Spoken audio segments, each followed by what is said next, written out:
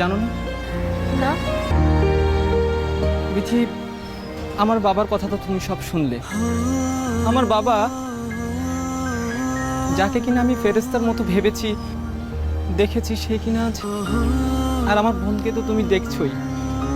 বিথি, আমার মনে হচ্ছে কি জানো, আমার মনে হচ্ছে আমার বোন আসলে খারাপ, আর সাথে আমিও।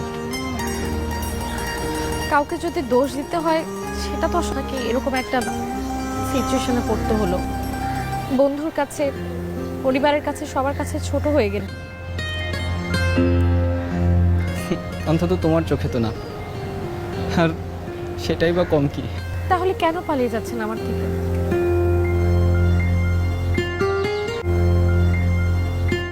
তুমি বললে যাব না।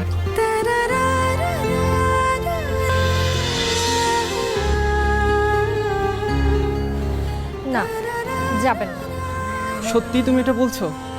আচ্ছা ঠিক আছে, আমি যাব না, কিন্তু এখানে আমি থাকবো কোথায়? সেটা আমি দেখব।